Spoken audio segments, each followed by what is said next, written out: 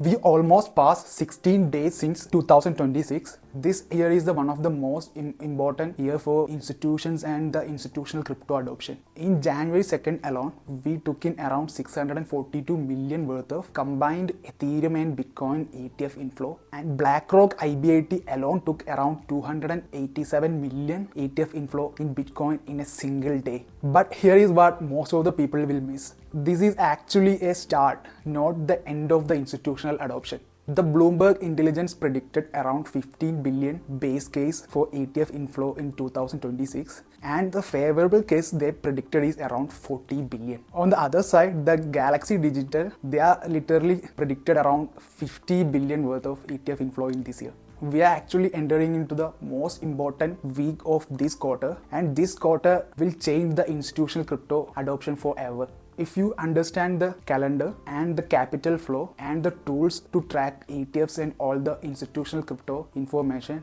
that means you can literally front run that 40 billion in ETF inflow coming in this year.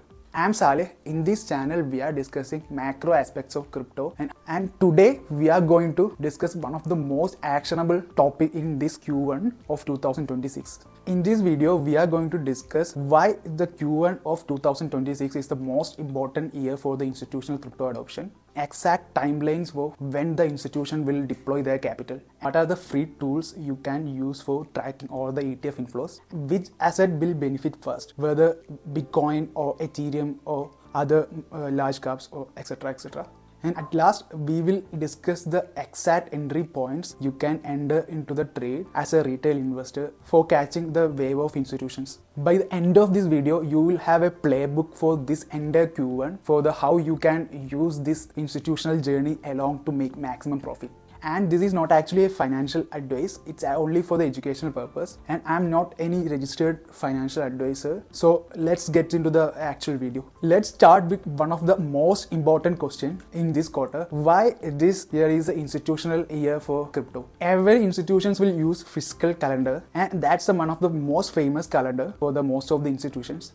And in that calendar, January 1st is the reset day. In this month, they will have the fresh investment policies and new allocation rules and new budget as well. 76% of the global institutional investors are now ready to include the crypto in their portfolio, and 60% of the investors are now ready to move their crypto position to more than 5% in this year. And one of the most interesting facts is this is actually not retail. They are the big giants like pension funds and endorsement funds and RIAs, and they all are going to deploy the capital in the Q1 itself. Now let's discuss the secret source of this video, the week by week analysis of how institutional capital will entering in the crypto and the Q1 playbook of the institutional investors. Now let's discuss the first week. That means January 1 to January 7. That actually a planning week and also committee formation week that already passed while you are watching this video. And most of the investment committees are already met at first week of January, and asset allocation model is just updated, including the compliance reviews and how much Bitcoin exposure we need, etc. This is actually not a deployment phase. This is actually a planning phase. But interestingly, we saw around 642 million worth of capital entering into the crypto in the first week itself. That most probably early movers or retail, they are trying to catch the early waves, not the institutions. Next is week 2. It is from Jan 8 to 14. That was a documentation and approval week in the institutional part. In this part, they were going in the case of legal paperwork, custodial agreements, and prime broker confirmations. In this case, the ETF subscriptions will be already filled but not executed. The capital will be mostly sitting on the money market and waiting for the signal to deploy it. In this week, we will literally see maybe a flat or declining Bitcoin price action.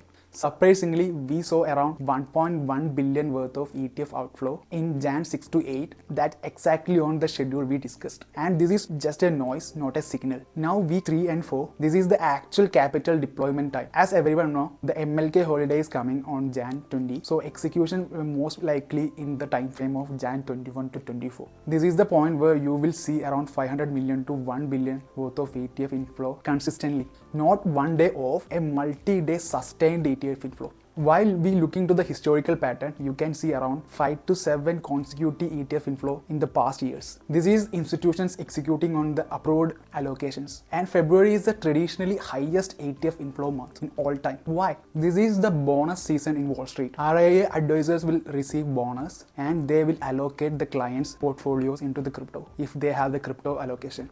And family offices will deploy the capital after the year-end tax compliance applications. In February 2025, we literally saw around 4.2 billion worth of Bitcoin ETF inflow. And according to our data, 2026 most probably gonna exceed this 4.6 value. And March, the third month, this will be the late movers and FOMO time. By March, Bitcoin most probably made their move already. This is the point where late movers will chase the performance. This is the point where the retail FOMO will peak. But by then, institutions will most probably deploy their 60 to 70% of allocations already. March is actually a profit-taking month for the early accumulators. Now let's break down where that 40 billion data came from. According to Bloomberg Intelligence, base case scenario for ETF inflows was around 15 billion and favorable case is 40 billion. So what determined the favorable and base cases? First one is Fed rate cut. The more cut means more capital into the risk assets. And regulatory clarity, that means Genius Act implementation in Q1.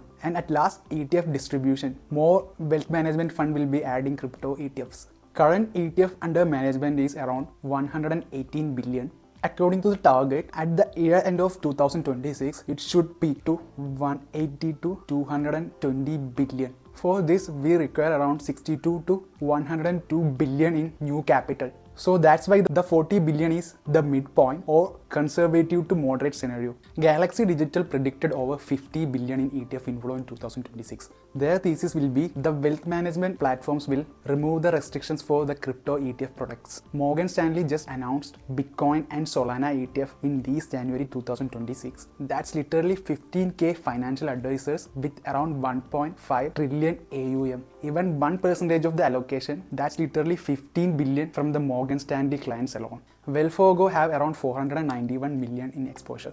JP Morgan 346 million. These are the starting positions, single digit millions for trillion-dollar banks. When they scale to 2 to 3 portfolio allocation, that's around 40 to 60 billion. Bitwise expects ETFs to buy more than all new Bitcoin, Ethereum and Solana issuance in 2026. That means ETF demand is greater than new supply. Interesting fact is that the supply demand pressure is literally independent on the price of the asset. Even if Bitcoin flat for the long time, the institutions are going to accumulate. While we looking to the historical context, on 2024 the ETF just launched in mid-January and we took in around 35.2 billion in inflows. On 2025, we took in 23 billion in inflows, but it is due to the last year-end crash happened in October, November and December. In 2026, we are starting with all the infrastructure in place, no launch hype, just allocation. And this is maturation. Now institutions are treating Bitcoin as one of their regular portfolio asset. Now let's discuss the math of that 40 billion in 2026. 40 billion in single year means 12 months. That is around 3.3 billion per month average. But it's not linear and it is front loaded to Q1. If Q1 see around 12 to 15 billion, that means 30 to 40% of annual allocation. That's 1.3 billion per week.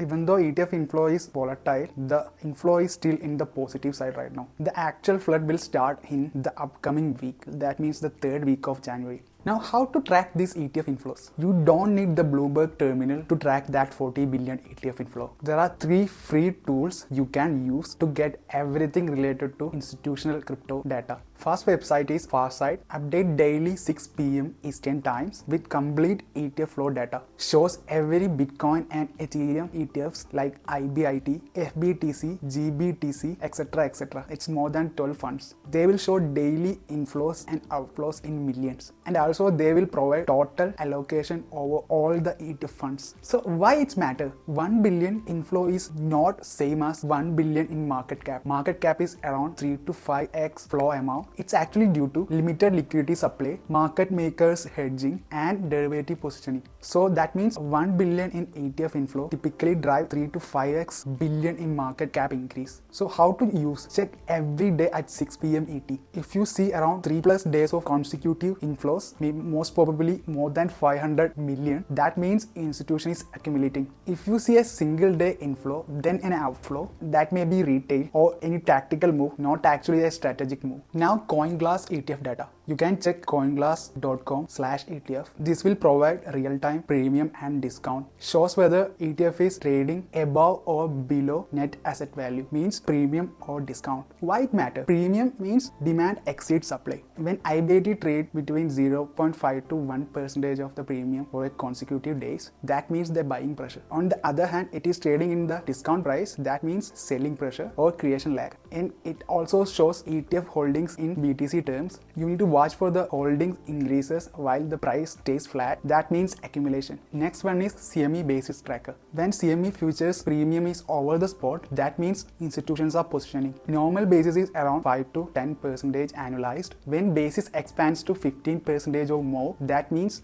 institutional demand is increased for the future exposure. This actually signal cash and carry trade or basis trade. Basis trade is like buy spot, sell futures and locking that spread. We already discussed basis trade in the channel itself. You can check it out if you want to learn more. Institutions love basis trades because it is a market neutral 15% return per year. When basis compresses to 3 to 5%, that means institutions are less interested in futures. They shift to spot ETFs at that point. Current basis as of I am recording this video is around 6 to 8%. You can check on the CME's website for the current basis spread. If it expanded to 12 to 15% in Q1, that means major institutional buying is coming. The simple workflow you can use daily is check Farside for the daily inflow at 6 PM ET as a first step, and check CoinGlass for discount or premium. Check CME basis for future positioning. That's it. With those 3 steps, you can track institution very simply. If all 3 signs are bullish, that means institutions are deploying. If flow is positive but premium is negative, that means large creation lag or less demand. If basis expands while port flow increases, that means maximum institutional conviction. Let's discuss the math of what actually 1 billion in Bitcoin ETF inflow actually means. If you check into the exchanges, the current liquid supply on exchanges are around 2.5 million BTC. Daily trading volume is around 40 to 50 billion. The thing is that the institutional buying is not actually trading, it is actually accumulating. When an ETF buy, that supply will remove from the liquidity. For example, BlackRock bought around 1 billion worth at 90k price of BTC. That means 11,111 BTC, and that actually removed from the liquid supply. So liquid supply of exchanges drops 0.4%. But interesting fact is that the sell side liquidity is different. That actually the 2% difference of the price point where the most of the sell requests came to all the exchanges. That means 2% above or below the 90k price point. So if you look into the sell side liquidity, the 1 billion in ETF flow absorbed around 5.5% near market liquidity. So result, the price impact is amplified to 3 to 5%. That's why the 23 billion in 2025 inflow made Bitcoin resilient even though there has a tons of crashes in the last months. The important question after this week by week institutional timeline means which assets will benefit first, then which one. The interesting fact is that institutions doesn't buy everything at once. They have a predictable sequence based on the risk profile and the liquidity. In the phase 1 means week 1 to 4, they will be focused on the Bitcoin side because Bitcoin is the gateway asset for institutions because it has a large market cap, deepest liquidity and ETF options. Current Bitcoin ETF AUM is around 100 billion. Currently Bitcoin has a 12 ETF options right now. BlackRock's IBIT, Fidelity's FBTC, Grayscale's GBTC and etc. etc. Institutions will start with 70 to 80% of your crypto allocation in Bitcoin. That's the safest play, board approved and compliance cleared. You can expect late January to February a massive Bitcoin ETF inflows. And the price target for the Bitcoin is 12 to 15 billion in ETF inflow came in this window will be 110k to 125k. Ethereum actually follows 3 to 4 weeks after Bitcoin stabilized. Why this lag? It's because institutions need positions established at first. Then they will allocate around 20 to 30% of the portfolio in Ethereum. Currently, Ethereum ETF AUM is around 10 billion right now. There are 9 ETF options for Ethereum, and the major ones are BlackRock's ETHA and Fidelity's FETH. Ethereum has fundamental catalysts that Bitcoin lacks. First one is Genius Act implementation, that means stablecoin settlement on Ethereum, institutional DeFi access, and token asset infrastructures. This all the extra from the Bitcoin to the Ethereum. According to 2025 pattern, on August, Ethereum saw around 3.87 billion Ethereum inflows. That was more than Bitcoin at that month. According to 2026 expectation, on February to March, we can see a peak development. If Bitcoin hits 110k, Ethereum's target should be 3,800 to 4,200. The phase 3 is large caps, that will be between week 80 to 12.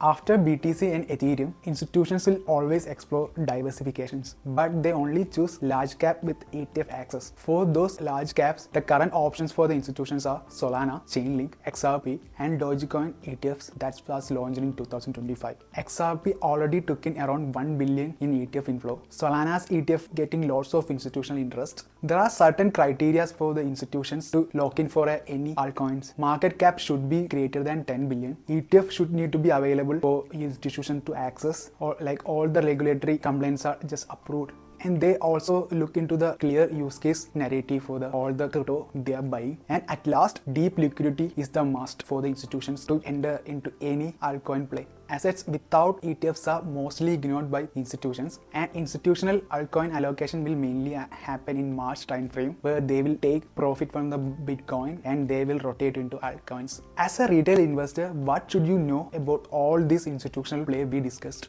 Don't front run Ethereum in January. Capital goes to Bitcoin at first. Don't chase small caps. Institutions can't buy even when they wanted to, and your trade will be accumulating Bitcoin in January and rotate into Ethereum in late January and February. I will describe you an example allocation that you can consider as a capital rotation formula on week 2 to 3 of January, because if you are watching this video, you are already in 3rd week of January. At that point, you need to have 70% in Bitcoin, 20% in stablecoin, and 10% in Ethereum. Week 4 to 6, late Jan to early February. At that point, Bitcoin will cut to 50% of your allocation, and you will be holding 30% of Ethereum, and 20% you already taken as a profit. Week 8 to 12 means February to March. At that point, the Bitcoin cut to 40%, 30% Ethereum, 20% large caps, and 10% cash. From all this data, let's create an actionable timeline for you to invest your capital, and you can simply front run the institutional flow. To be honest, this point, as I am recording with the video, the Jan 16th is the correct point to accumulate, and you can also look for the pullbacks to accumulate more at these points right now. At this point, you don't need to wait for the confirmation. You can accumulate right now if Bitcoin pull back below the 95.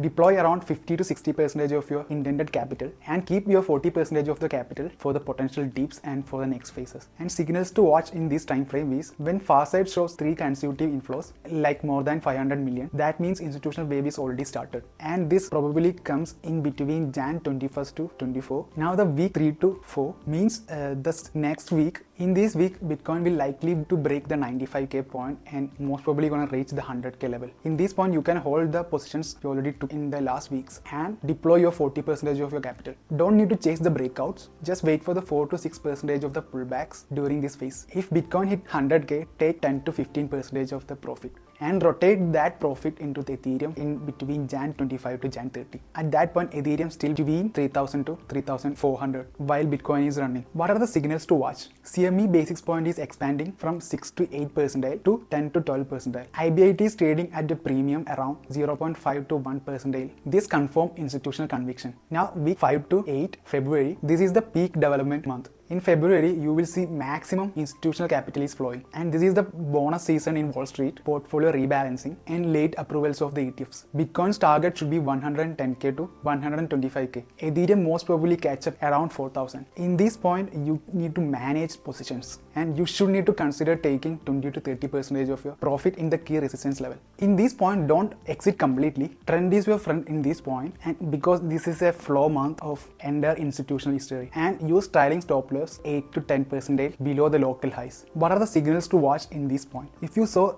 daily inflow is started to decline, like from 1 billion to 500 million or something, That means peak is forming. This means institutional deployment is already completed. So these are in the February playbook. Now let's discuss the March, week 9 to 12. This is the point where retail FOMO will peak. At this point, institutions are already deployed around 60 to 70% of their capital. In this point, late allocators actually chase performance. This is actually a distribution phase for the early accumulators of Bitcoin. So what you need to do, take profits, exit 50 to 60% of remaining positions, keep 20 to 30 core positions for the long-term holds. If you see a euphoric phase in the March, you can exit aggressively at this point. What are the signals to watch? When Bitcoin's RSI hit above 80 plus on daily chart for consecutive 3 days, that means it's already overheated. When Ethereum inflow exceeded Bitcoin inflow in 2 weeks in a row, that means rotation is underway. When you see an altcoin pumping 20% or something in a single day, that means top is already closed. What are the risk management rules you need to use in these points? You need to place stop loss 12% below entry if Bitcoin break the support. In the case of position sizing, don't allocate more than 20% of your portfolio in crypto during this phase and this trading structure. Don't use leverage. Institutions are buying spot, so you should too. Take profits systematically. Don't be greedy. Even though we predicted the 40 billion inflow, it is just a prediction, not a guarantee. So you need to prepare accordingly. If you saw any Fed breaking news like Fed delay cards or anything like that, and there are tons of ETF outflows, in this point, exit quickly. On the bottom line, we are almost completed 2 weeks in the January 2026, and this is the single most important quarter of 2026 for the institutional capital deployment. And Bloomberg Intelligence predicted around 15 to 40 billion in ETF inflow, and Galaxy Digital predicted 15 billion plus. 76% of the institutions are currently planning to exceed their crypto allocation. This is actually not a speculation. This is actually a calendared, predictable, based institutional capital flow data. So today is Jan 16 as I am recording. The next week will be the one of the most important week in the institutional capital deployment. Most probably you are watching at that point. You have very minimal time to position your portfolio at this point. If this Q1 playbook gave you actionable institutional insight, don't forget to subscribe. In this channel, we are discussing crypto macro analysis, ETF flows, institutional capital timing, and trade setups, etc. etc. This is actually for the investors who want data-driven insights. I will be tracking most of the ETF data and institutional plays very carefully in upcoming weeks. Join me along with that. Thank you for watching this video. See you in the next video. Bye.